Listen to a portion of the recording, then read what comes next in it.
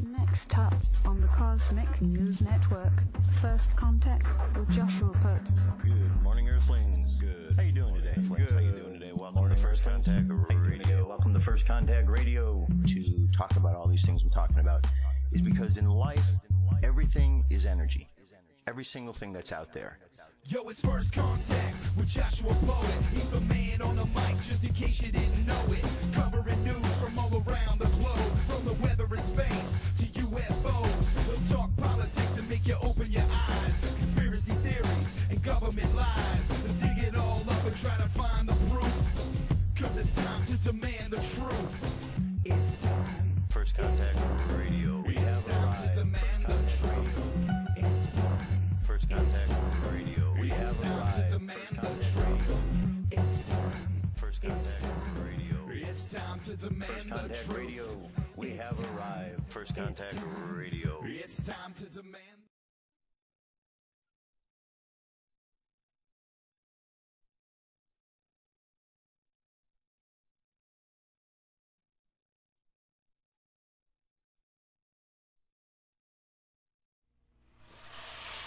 Come into our circle, Great Spirit. Fill our souls with peace.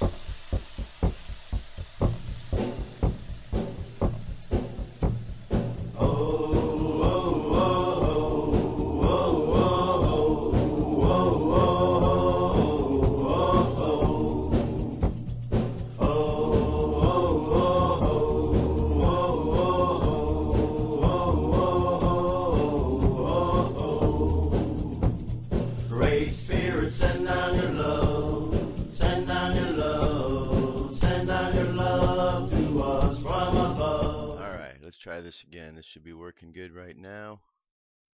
Should be able to hear. Oh yeah, listen to that. Plug the microphone back into the right place and we're off and running. Okay, here we go today. We are at the 18th of August.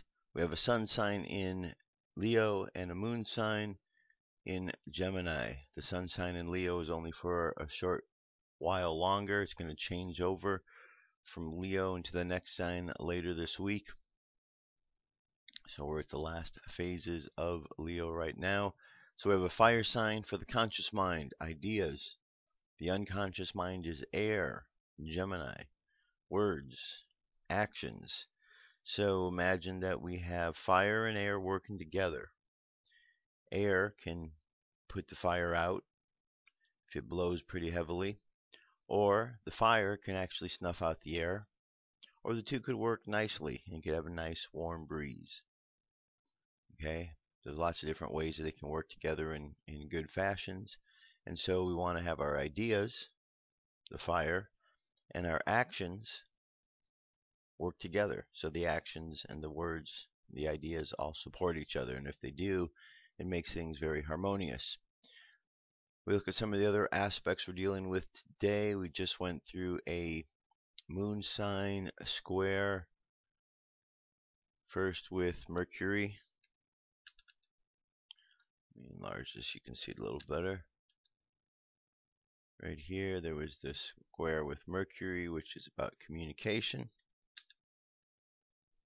So Gemini and Mercury were together in a lesson while we were sleeping, probably in our dream state, and then we have a lesson coming up between Gemini, well, we just had it, and right here Neptune. And then as we continue on throughout the course of the day later this morning, well, actually we just passed a nice good sextile between Gemini and Jupiter, expansion, the expansion of that ability to communicate. And now we are at a good place here, just about to meet another sextile between Venus and Gemini. So our words, our actions, our communication, and our love and imagination and creativity are all in a nice good place. So good positive vibes in how we're communicating today. And then later on tonight we see an opposition taking place right here between Neptune and Mercury, between communication and a new perspective. So these things here are opposite each other. So we're going to be taking a good look at the way in which we communicate and maybe a new perspective on what it is we need to say, how we need to say it, just different ways to look at the way in which we present our words to the world, our words and our actions. Okay? Let's move from there to our numerology for today. We have the number 6. Here's how we arrived at the number 6. We have the 8 plus the 9 plus the 7, or the 8 plus 18 plus 2014. All of it adds up to 24. 2 plus 4 equals 6. 6 is our numerology for today. 6 is the number of the lovers. In the tarot, 6 is a card of balance, or a number of balance. You have 3 on one side, 3 on the other. You could also break it up into 2, 2, 2, so there's another balance implied in there as well. 6 with the card of the lovers is all about discernment, using our discernment to look past situations so we understand how to deal with them better. Using and understanding that our higher self is a big part of the mix, so when we look to the feminine aspect of ourself, our conscious mind and our unconscious work together with the superconscious or subconscious or our higher self, we all have better communication with who and what we are about. Okay, if we look over here at the chart for today, or the tree of life, we can see our 6 is right here, Leo right here, and right where the 6 is, Gemini. So everything's kind of coordinated in the same areas. Current moon phase is 39% of the way full. It's making its down to a new moon. Up in the sky, it says look eastward as soon as the stars come out for a W-shaped Cassiopeia. In twilight, it's not quite as high as the Big Dipper is in the northwest, but right after dark, Cassiopeia and Dipper reach their balance point. Summer is nearing its end. All right, Mayan Oracle, we have a 6-tone day. It's called the rhythmic tone. The rhythmic human, guided by the human. We're in the wave spell of the hand, which is about accomplishment. Phrase for today is I organize in order to influence, balancing wisdom. I seal the process of free will. With the rhythmic tone of equality, I am guided by my own power doubled. Space weather, solar wind, 288.8 kilometers per second. Planetary K index is between 0 and 2. Quiet. Nothing much in the way of coronal holes. This one up top here, but it's not facing our way. M-class flare possibility is up to 20%. X-class down to 1. Geomagnetic storm activity is as high as 35% in the mid-latitudes and 30 in the high latitudes. And on the Jewish calendar, today would be a 22 Av. 22 Av. The daily thought for today is transfusion. A king without a queen, the Zohar says, is neither a king, neither great nor a king, for it is the woman who empowers the man to conquer, and it is the man who empowers the woman to nurture. And then the man will learn from this woman that he too can reach within others and provide nurture, and the woman will learn that she too can conquer. There you have it. That is our energy. That gets us started for today. UFO News is up next. Let's get to it.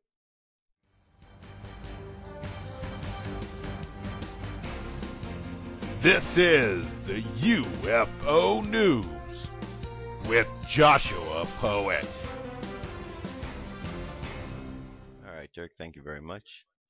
First sighting takes us over to Maryland. This was at the beginning of the month, 2nd of August. There's our object in question. Perry Hall, Maryland. I was working on my laptop from my car. I saw this object out of the corner of my eye. There was a big lightning storm moving in from west, and it appeared in clear skies of the east. I thought maybe it was a remote control airplane, but it would have been very large at the apparent distance it was, and it climbed straight up at the end. I wasn't sure if it was an RC plane. Could do that. I videotaped it on my cell phone. Didn't realize I was still in view when I stopped. It was still in view when I stopped recording. Later, when showing the footage to a military friend of mine, I noticed it reappeared at the end, going straight up behind a tree. Hadn't noticed at that time. It's right over here. Alright, very interesting. Another one over here.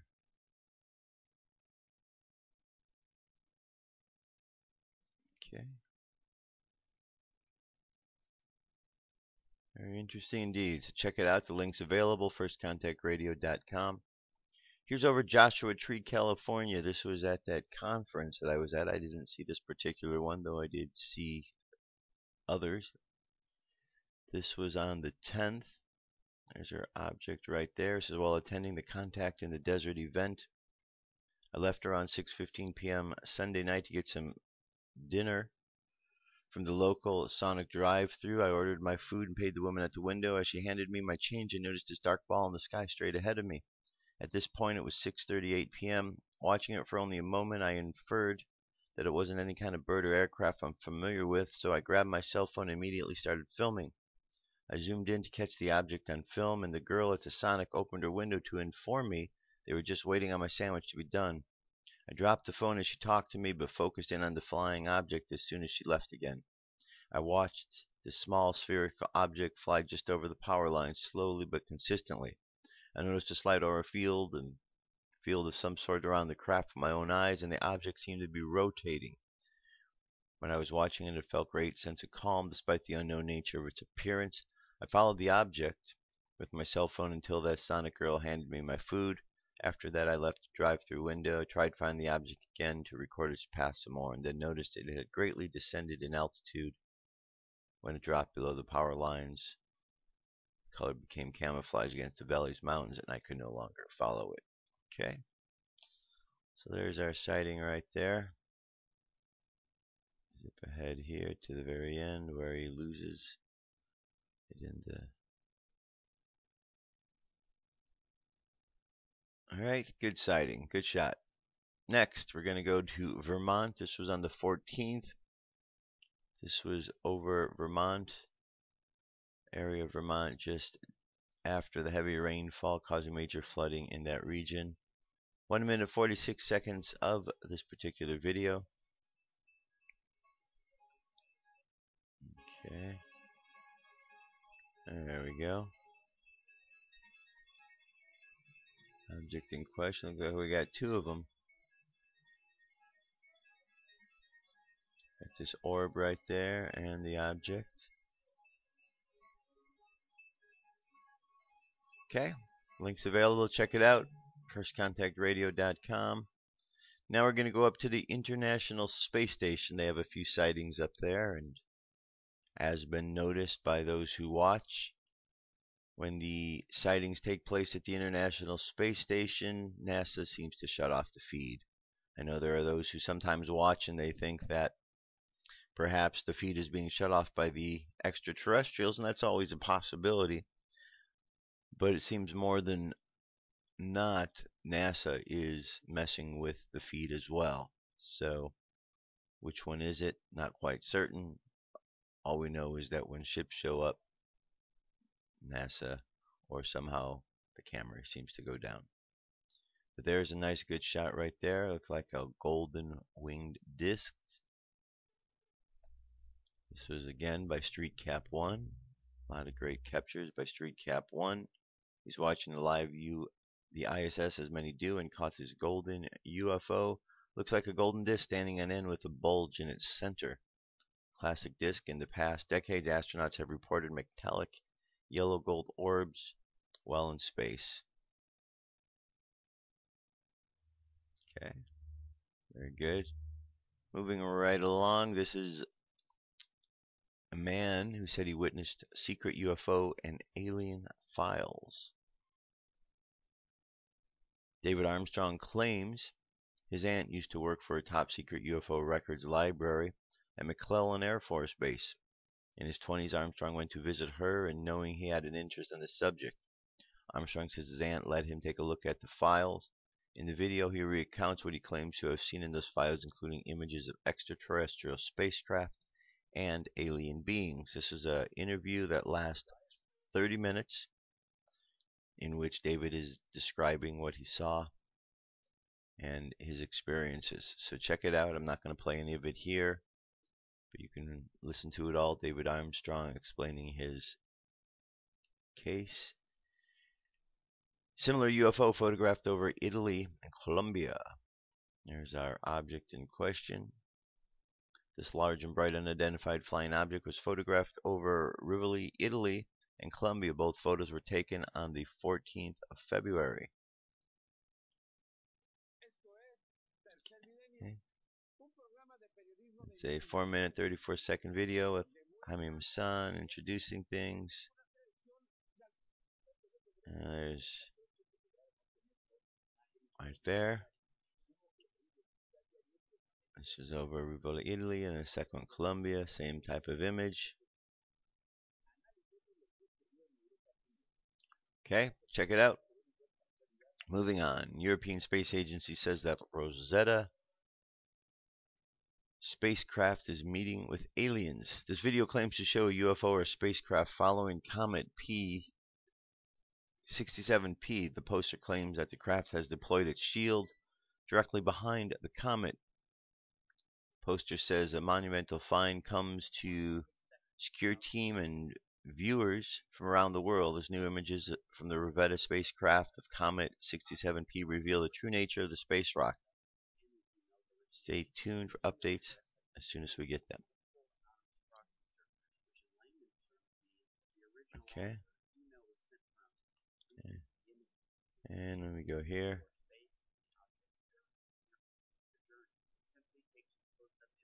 alright, so we're going to get some images here, and what this claiming is that there's something more going on.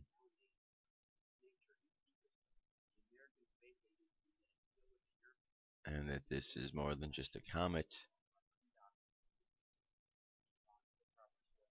Okay. This is very interesting. So check this out. 6 minute 26 really has a good description of a potential meeting place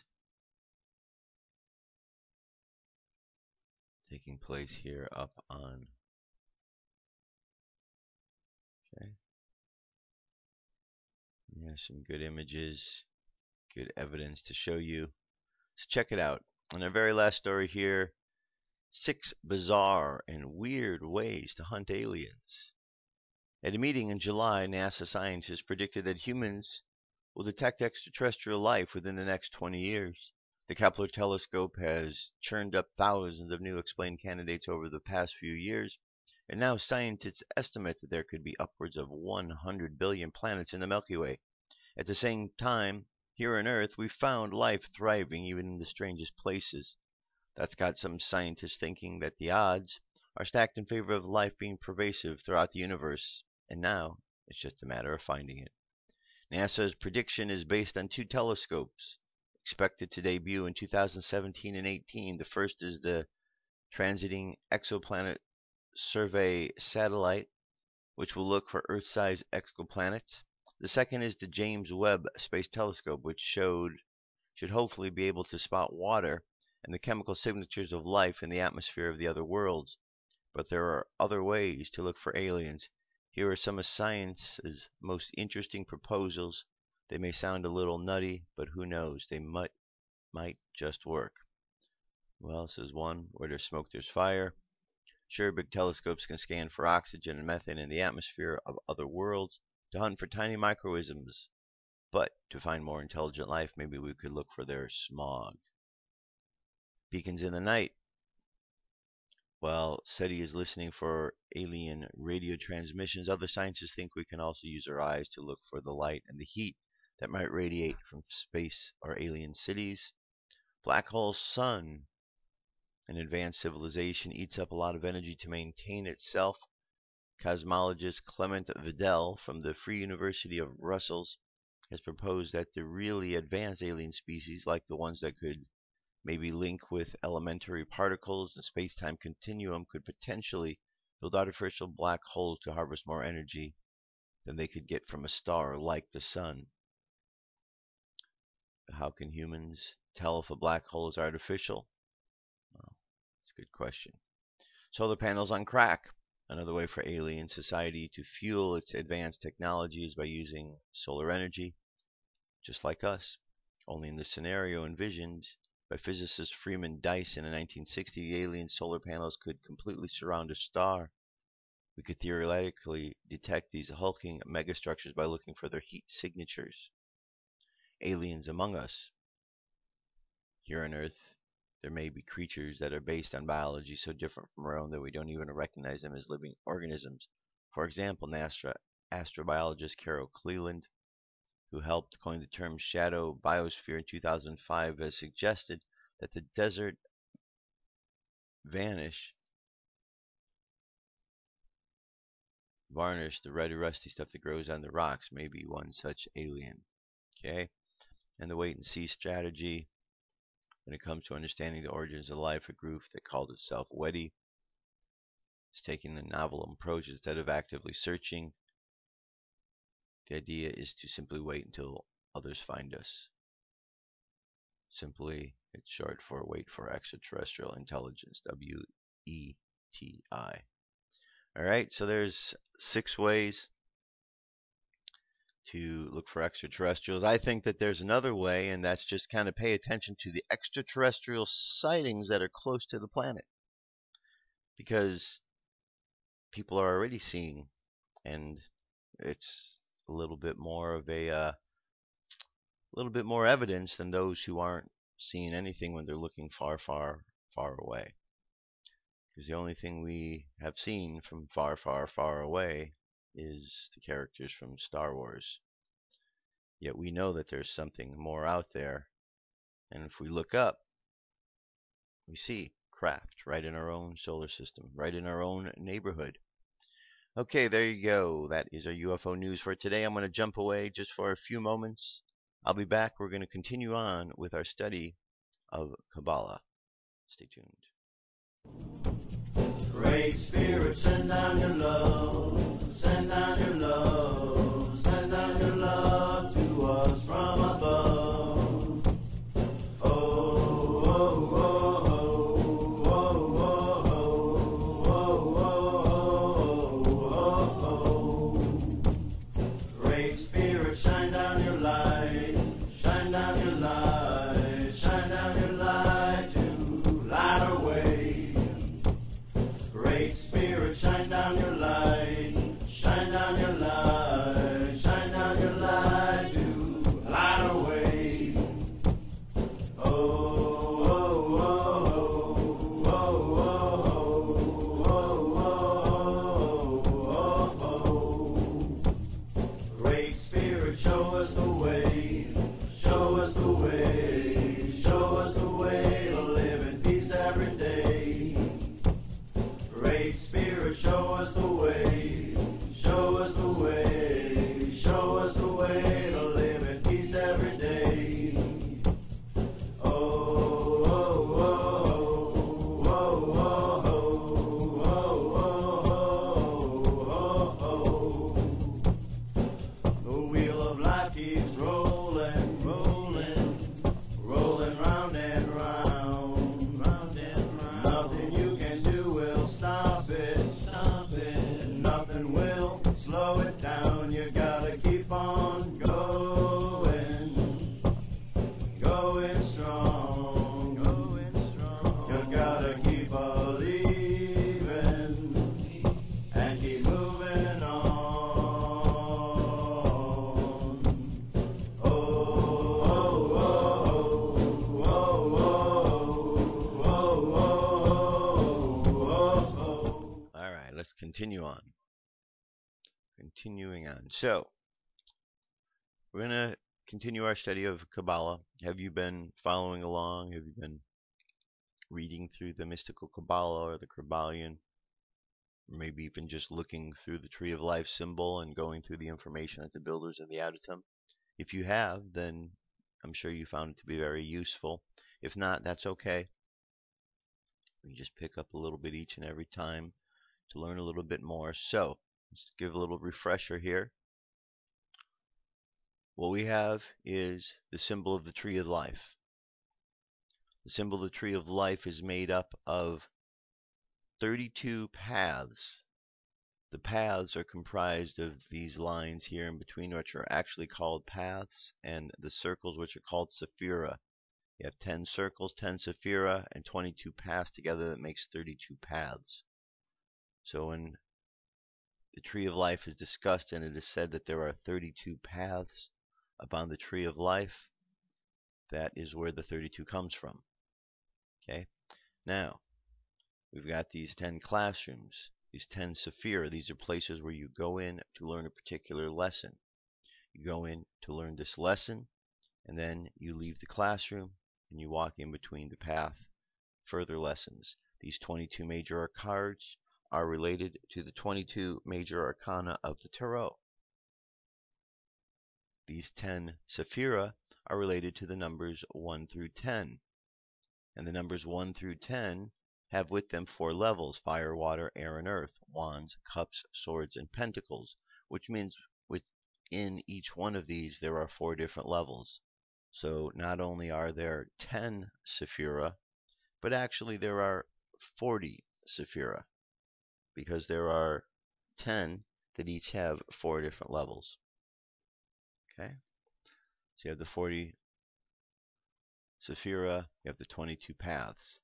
Now, we go over to the Builders of the Adytum, and the Builders of the Adytum describes a thing called the pattern on the Trestleboard. The pattern on the Trestleboard relates to the 10 Sephira of the Tree of Life. There's actually 11 of them here. The 11th one comes because it represents the Enslave, all this area outside of the Tree of Life. So, quick refresher on what all this is. Everything outside of it, all the power that ever was or will be, is here now. Then we move to the 1, the crown. I am a center of expression for the primal will to good, which eternally and creates and sustains the universe. Right here. 2, through me its unfailing wisdom takes form in thought and word. 3, filled with understanding of its perfect law, I am guided moment by moment along the path of liberation.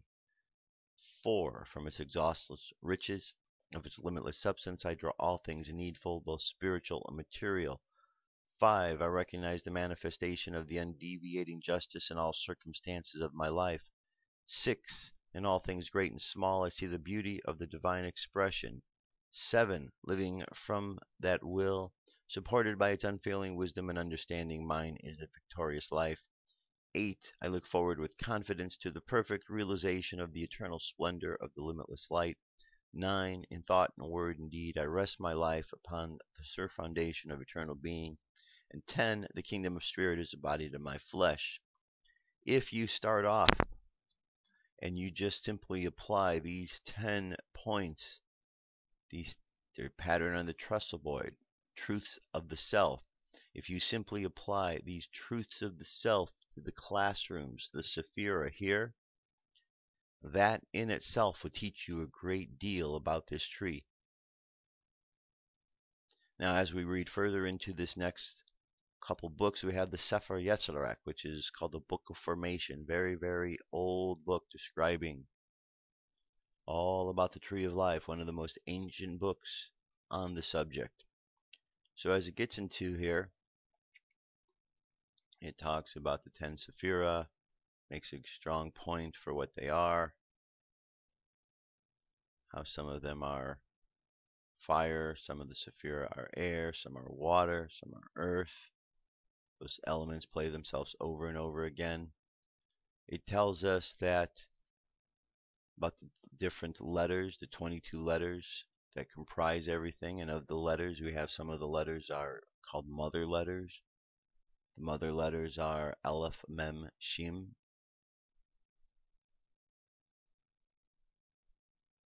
Okay, and then we have the letters. 22 letters are the foundation.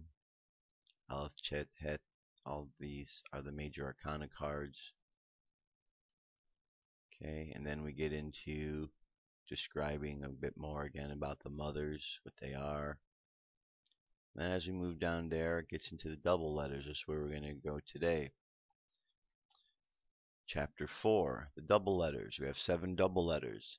Beit, Gimel, Dalet, Kaf, Pe, Resh, Tav. These behave with two sounds, Beth, Gimel, Dalet, Kaf, Peh, Resh, Tav. Okay, 7 double letters. Same ones. Beth, Gimel, Dalet, Kaf, Peh, Resh.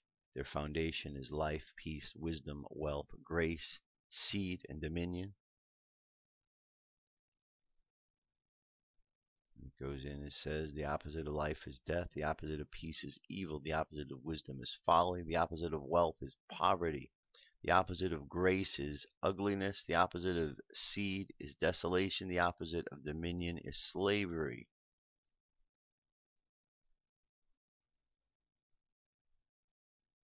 Okay, continues on saying 7 double levers, Beit Gimel Dalet Kaf Peh Resh Tav, their opposite 7 extremities.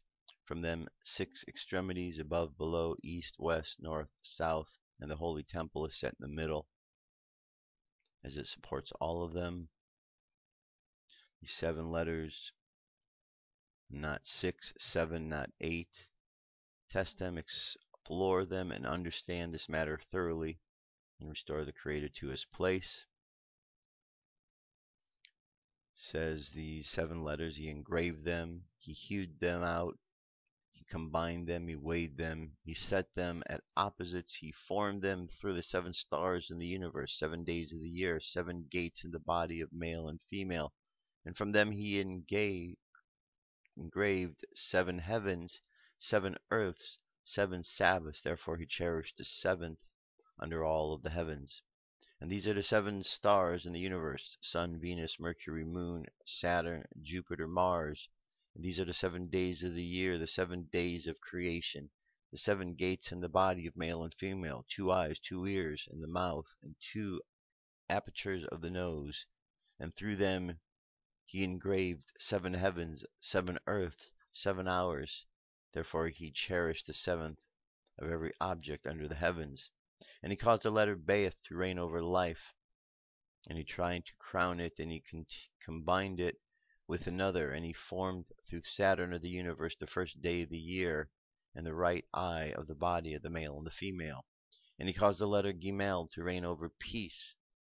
And he tried to crown it, and he combined it with another, and he formed them through them Jupiter in the universe, the second day in the year, and the left eye of the body of the male and female. And he caused the letter Dalet to reign over wisdom. And he tied a crown to it, and he combined it with another, and he formed through them Mars in the universe, the third day of the year, the right ear of the body of the male and female. And he caused the letter Kaf to reign over wealth. And he tied a crown to it, and he combined them with another, and he formed them through the sun in the universe, the 4th day in the year, and he left ear in the body of the male and female. And he caused the letter Peh to reign over grace, and he tied a crown to it, and he combined them with another, and he formed through them Venus in the universe, the 5th day of the year, and the right nostril of the body of the male and female. And he caused the letter Resh to reign over seed, and he tied a crown to it, and he combined them with another, and he formed through them Mercury in the universe, the 6th day in the year, and the left nostril in the body of the male and the female. And he caused the letter Ta to reign over dominion, and he tied a crown to it, and he combined them with another, and he formed through them Moon in the universe, the 7th day in the year, and the mouth in the body of the male and the female. Bet Gimel Dalet Kaf Peh Resh Tav, through which he engraved 7 universes, 7 heavens, 7 earth, 7 seas, 7 rivers, 7 deserts, 7 days, 7 weeks, 7 years, even sabbatical years, 7 jubilees, holy temples. Therefore he cherished the 7th ones under all of the heavens. 2 stones build 2 houses, 3 stones build 6 houses, 4 stones build 24 houses, 5 stones build 125 houses, 6 stones build 720 houses, 7 stones build 5,040 houses. From here, go out and think what the mouth is unable to speak, an ear unable to hear. Okay, it's a puzzle. You just continue to put it on. That's chapter here. And then let's go over to the mystical Kabbalah, take a little bit more look at this. All right, we talked about all the way through the negative existence. This is where we were talking about the tree of life and everything outside of the tree itself, or the dark area, the black area is here.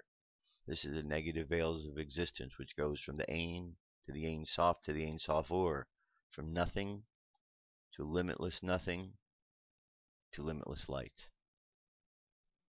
Okay, so that's the negative veils of existence. And out of the negative veils of existence, we now enter the tree, where we then talked about the three supernals, or the three mothers.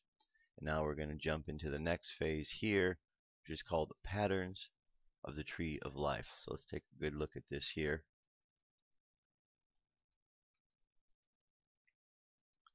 And see what this is all about. Again, I'm just getting you started on this, and if you go ahead and read through the whole chapter. Okay, we've done about the tree of life. Let's jump to the next one here. Three supernals. And here we go. Patterns on the tree of life. Chapter 8. There are various methods by which the 10 holy Sephira can be grouped upon the tree of life. Of these, it cannot be said that one is correct and another is incorrect. They are different purposes, and they throw much light upon the meaning of the individual Sephira by revealing their associations and equilibrium. Just remember, with the tree of life, what comes before is important, because everything is a continuation of that which comes before it. Just imagine like something unfolding, and as it unfolds, that which is unfolded is now part of the new event that's taking place. So life is continually unfolding. So that's why we're able to understand by looking at the energy where we're coming from to understand what we're all about. Okay? Their very message, but with the says they are of value because they enable the decimal system of the tree to be equated with 3, 4, and 7-fold systems. The primary conformation of the tree is into 3 pillars. It will be observed by reference to the diagrams that the Sephira readily lend themselves to this 3-fold vertical division. They are arranged in 3 columns. They are called the right-hand pillar of mercy, left-hand pillar of severity, and the middle pillar of mildness, or equilibrium. Before proceeding any further, we must make clear the significance of the right and the left sides of the tree. As we look at the tree in the diagram, we see Bina, Geburah, and Hod upon the left side, and Chokmah, Hesed, and Netzach upon the right side. This is the way that we view the tree. Okay, they're talking about these Sephira here. Okay, these here, and these here. This is the pillar of mercy, pillar of severity. Bina, this is Hod, Netzach. So your point of reference here. So we look at the tree, the diagram, Bina, Geburah, Hod. Bina, Geburah, Hod. The other side here, Chokmah, Hesed, Netzach. Chokmah, Hesed, Netzach.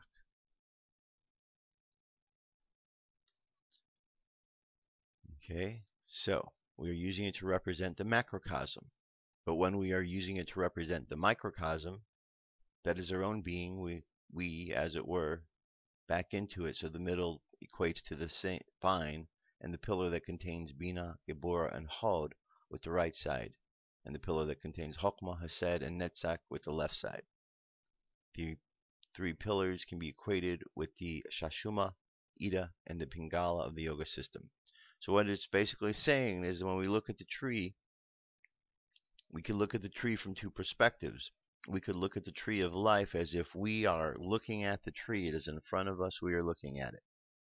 Or we could imagine ourselves looking out from the tree as if we are the tree. So when we're looking at the tree, the perspective we're going to see of it is different than we are looking out from the tree. So when we're looking out from the tree, and the tree is us, okay, then we are facing forward this is on our left-hand side, and this is on our right-hand side, because we're imagining ourselves facing forward. Or looking at the tree, this is on the right, and this is on our left. So everything changes, and the perspective from which we're looking at changes. Okay, so that's what it's talking about right here. And the macrocosm or microcosm just simply means something is a bigger or smaller version of something else. We are a microcosm of the universe, which means we are a smaller version of the universe. The universe is a macrocosm, macro, big, a large version of who and what we're about. We are a small version of what the universe is all about. So esoteric philosophy, as we read through the words of it, of the prophets, the teachers, they all say things that allude to this idea that the body and the universe are connected. And this is what Kabbalah is teaching us right here. Okay, continuing on. It says, very important to remember the reversal of the tree of life when it is used as a subjective model, symbol, otherwise confusion results. In his valuable book upon the literature of the Kabbalah, the Holy Kabbalah, Mr. Waite, in the front piece, for some reason best known to himself, reverses the usual presentation of the tree, but it may be taken for granted that most representations of the symbol give the objective tree and not the subjective. When the tree is being used to indicate the lines of force in the aura, it is the subject of tree that must be used, so that Geburah equates with the right arm. In all cases, of course, the middle pillar remains steadfast. The pillar of severity is considered to be a negative or feminine, and the pillar of mercy is considered to be positive or masculine. Superficially, it may be thought that these attributes lead to incompatible symbolism, but a study of the pillars in the light of what we now know concerning the individual sephira will reveal that the incompatibilities are purely superficial, and that the deeper significance of the symbolism is entirely constant. It will be observed that the line which indicates the successive development of the sephira zigzags from side to side of the glyphs and has been aptly named the lightning flash. In consequence, this indicates geographically that the sephira are successively positive, negative, and equilibrated.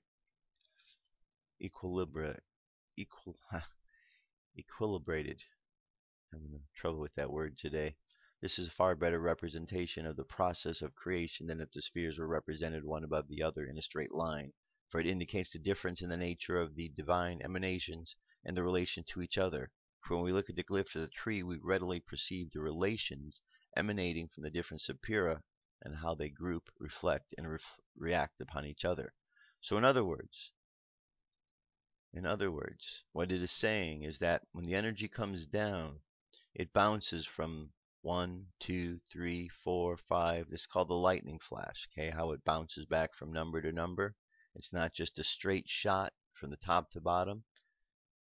And this says that because we have one pillar, which is a pillar of mercy, one is severity, one is masculine, one is feminine, that the life force is always bouncing back and forth between the masculine and the feminine. It's very important, between the giving and the receiving.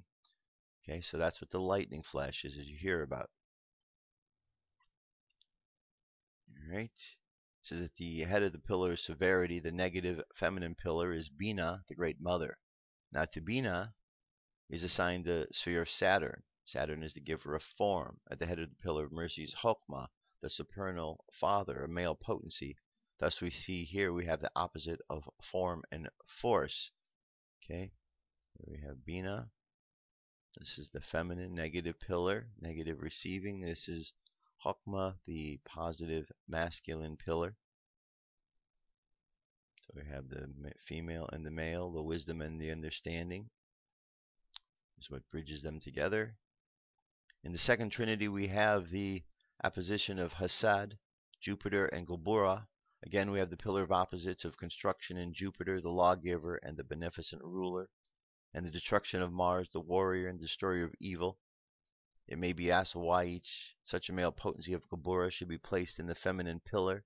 It must be remembered that Mars is a destructive potency, one of the unfortunates in astrology, The positive builds up, the negative breaks down. The positive is a kinetic force, the negative is a static force. Okay, I'm going to leave the rest for you because you can see there's a bit more here. This kind of gets you started, okay?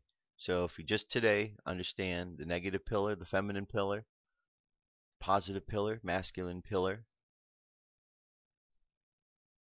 if you understand that much, and then you understand and take a look at this zigzag, 1, 2, 3, 4, 5, 6, 7, 8, 9, 10, you'll see that it corresponds to the pattern on the Trestleboard.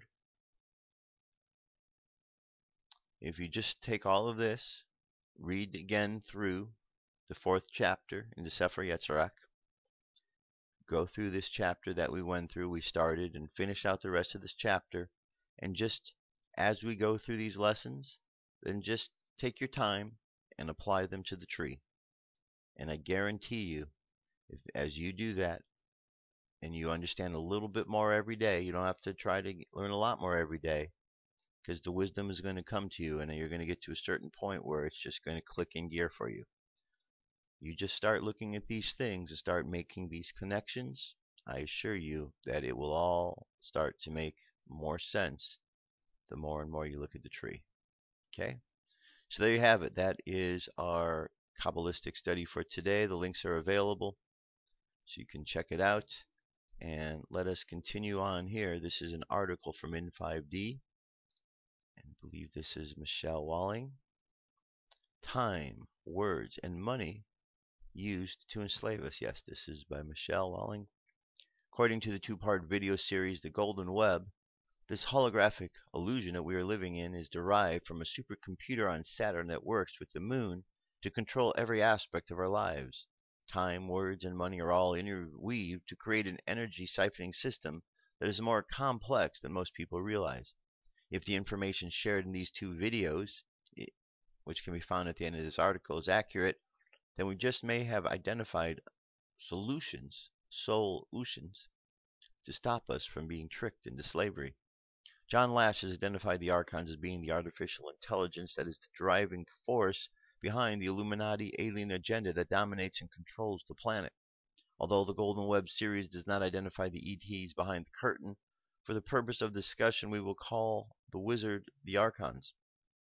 And we will not discuss where they came from or when they came through time, although we can read more about it here. We will, however, discuss what is obvious in our lives. There is a complex web of deceit and control that has completely engulfed the planet.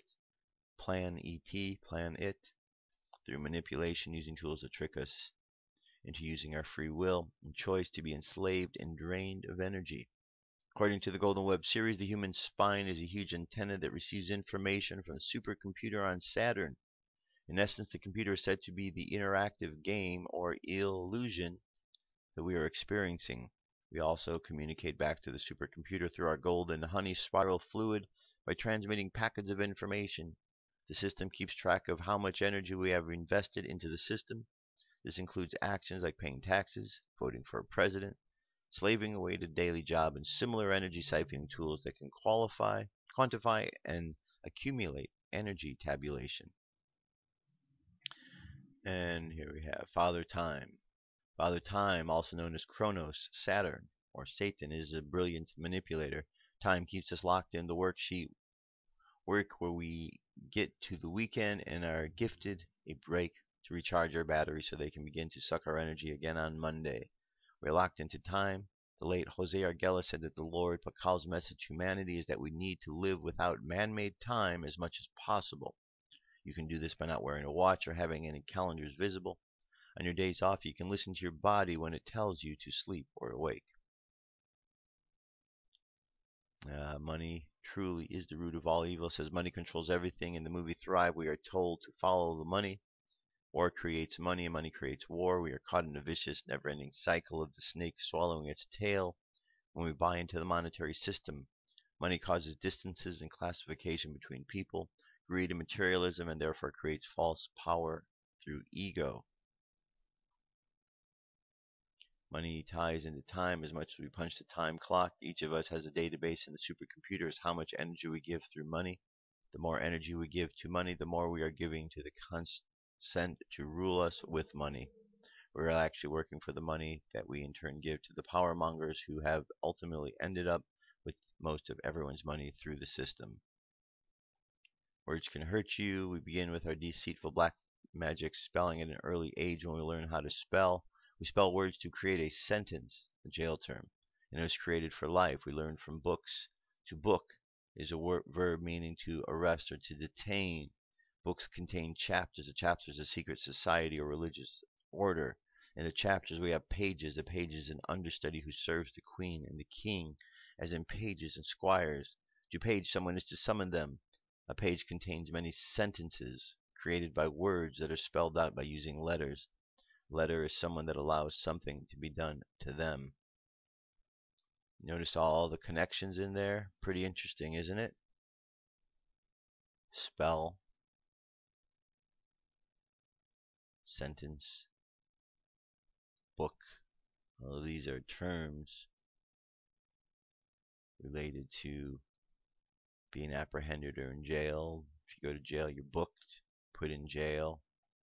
We use spells to create things. So it's very interesting how it's all tied together there. Here's one of the movies. This is 11 minutes. And we just look at our words here. It's more to the article, but let me get to the end of the article here. It says we are more powerful than the archons as we have the human ability of consciousness and creativity. And we are rather intelligent. Having the correct intel will keep us from falling into the same tricks ever again. We can dissolve the app that the architects built. We are supermen from other planets. We are here to save the world. We have been playing our part in this vessel, which is the trap, and we will take our free will sovereignty back as a race of human beings, one person at a time. All right, very good article. There's a lot of information here. You just need to read this through just to really kind of see all the ways in which she is bringing the different words to light. And it's very important because we do trap ourselves with the things we say, the things we think. If on a daily basis, if we just stop to think about the words that we use, about the things that we watch, the things that we do, we might be surprised by the actions that we're involved with. And we could actually then see times and places how we hold ourselves back and how we really allow ourselves to fly free. So check that out throughout the course of your day. We all have different ways in which we go about and use our words and our actions. So it's always a good study to just take time out and see how we are enslaving ourselves and finding out most of the time, to our surprise, that we are the ones who keep ourselves enslaved. All right, here's our message today. Comes to us from Hilarion. And here we go. Hilarion. August 17th through the 24th, 2014, by Marlene Swetleshoff.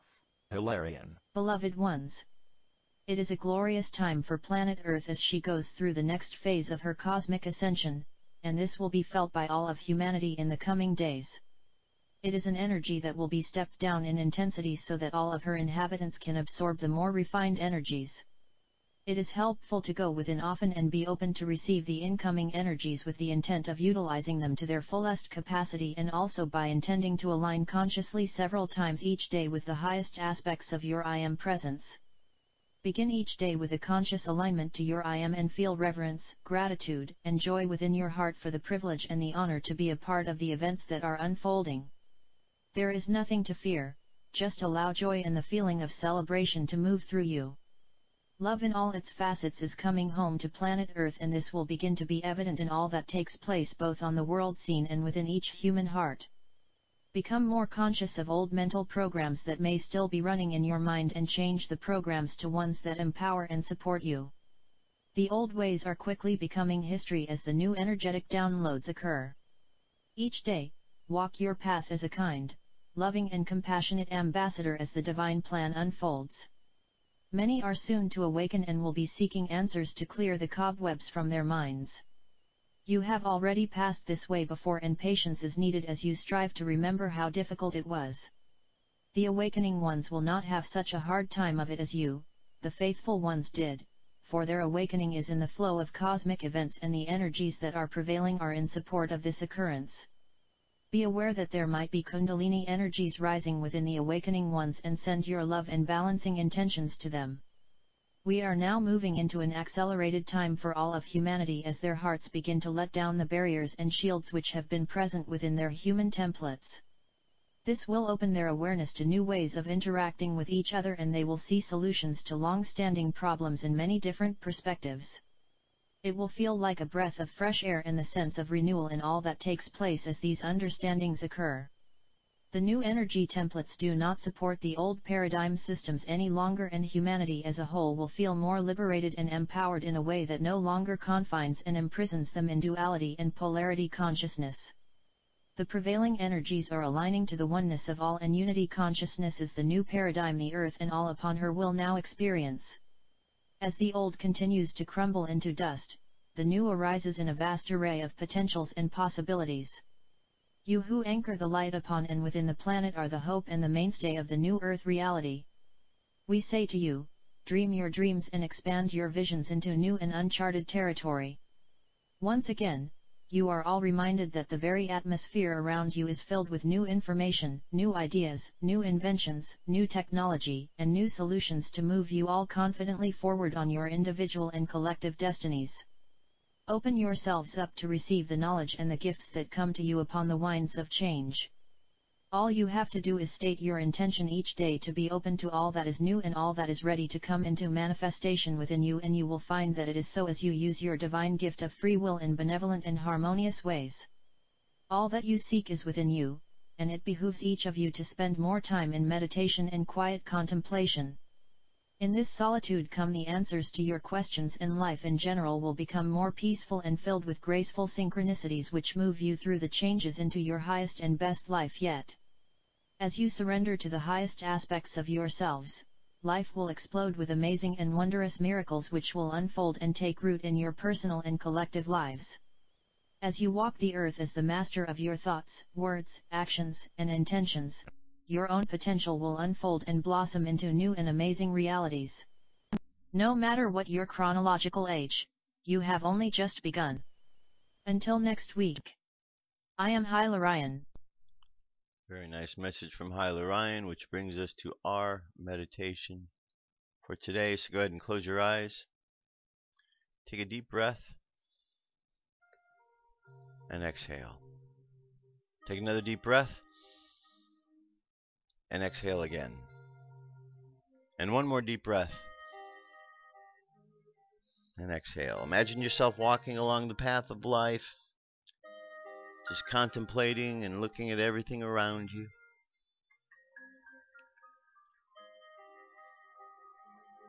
And as you do, make a decision that today, this moment, you are open to receiving the changes that the universe has to bring your way. And as you think these words, you're ready and open to the changes. You realize that the universe is right there, ready to assist you in these changes. Just simply waiting for the signal to go, which now has been given. So just imagine yourself receiving this day from the universe the directions that you need to move you along the path of life. Just imagine yourself in perfect synchronicity with all that is,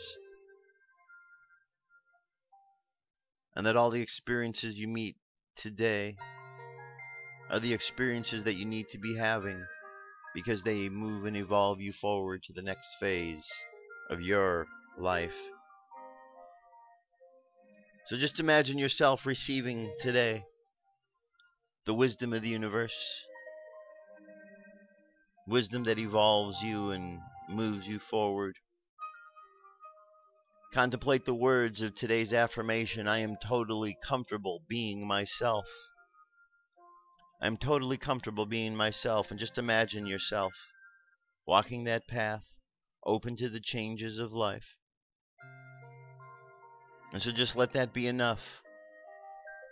So as you walk through today, just keep your focus on change